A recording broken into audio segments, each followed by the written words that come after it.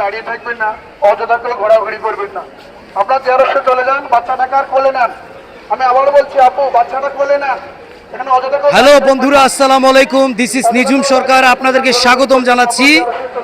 আবারও কিন্তু আমরা সেই একজন ব্যক্তি যিনি লালমনিরহাটের গর্ব, লালমনিরহাটের অহংকার, ইতিমধ্যেই যাকে আপনারা সোশ্যাল মিডিয়াতে দেখছেন, আমাদের সেই সবার প্রিয় আনিস ভাই ইতিমধ্যেই আমার ভিডিওর মাধ্যমে ৬৮,০০০ গ্রাম বাংলার লাখো কোটি মানুষের হৃদয় স্পন্দন করে নিয়েছেন। রংপুর, দিনাজপুর, ঠাকুরগাঁও, পঞ্চগড়, কুমিল্লা, নোয়াখালী, সিলেট, বরগুনা, ভোলা, পটুয়াখালী, পিরোজপুর, বাগেরহাট, যশোর, ঝিনাইদহ, রাজধানী ঢাকা এবং লালমনিরহাট জেলার হাজার মানুষের ভালোবাসা পেয়েছেন জনাব আনিসুর রহমান আনিস ভাই, যিনি লালমনিরহাট জেলার পাটগ্রামের সন্তান। এই সুন্দর মহতি একটি জায়গা, এটা হচ্ছে বাংলাদেশের ৬৮,০০০ গ্রাম বাংলার মানুষের, বাংলাদেশের জাতির বিবেকের একটা জায়গা।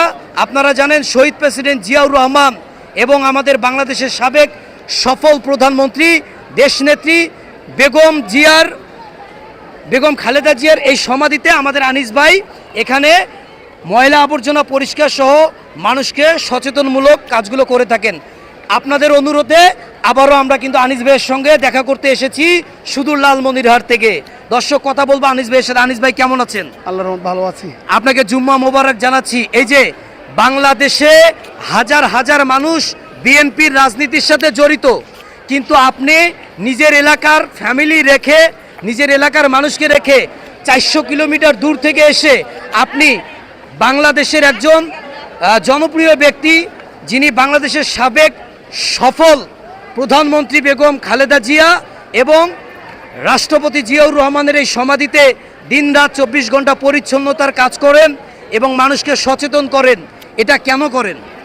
আসলে কি নিজের থেকে ভালো লাগে এবং আমি চাকরি করি আর উদ্যোগ করে ভালো লাগে। আর আসলে কি সব মানুষের সব কবলে জোটে না।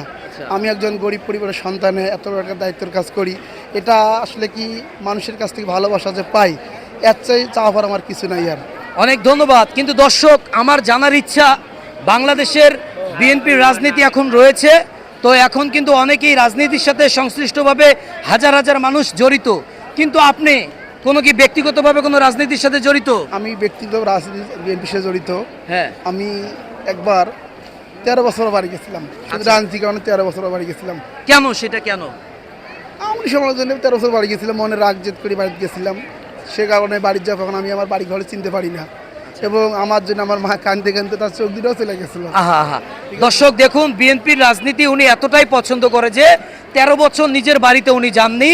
উনি দীর্ঘদিন ধরে আমাদের এই বাংলাদেশের সাবেক সফল প্রধানমন্ত্রী, আমাদের সকলের প্রিয় নেত্রী, দেশনেত্রী, সাবেক প্রধানমন্ত্রী খালেদা জিয়া, বেগম খালেদা জিয়ার এই সমাধিতে উনি রয়েছেন এবং সাবেক সফল রাষ্ট্রপতি জিয়াউর রহমানের এই সমাধিতে উনি রয়েছেন।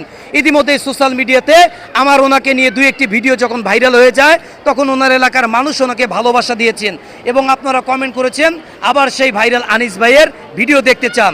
দর্শক, আপনাদেরকে জানিয়ে রাখি, বাংলাদেশ জাতীয়তাবাদী দল বিএনপির নাম দিয়ে সারা বাংলাদেশে অনেকেই রাজনীতি করছেন, কিন্তু আমাদের আনিসুর রহমান আনিস ভাই লালমনিরহাট জেলার পাটগ্রাম উপজেলার একটি সন্তান, যিনি এখানে ময়লা আবর্জনা পরিষ্কার পরিচ্ছন্নের কাজে রয়েছেন এবং বেগম জিয়া এবং আমাদের সাবেক সফল রাষ্ট্রপতি জিয়াউর রহমানের এই সমাধি পরিষ্কার করেন, লোকজনকে সচেতন করেন। উনি বিএনপির রাজনীতিকে ভালোবেসে দীর্ঘ 13টি বছর উনি এলাকাতে যাননি। ওনার চিন্তায় ওনার মা, জনম দুঃখিনী মা, গর্ভধারিণী মা, কাঁদতে কাঁদতে দুটি চোখও হারিয়ে ফেলেছেন।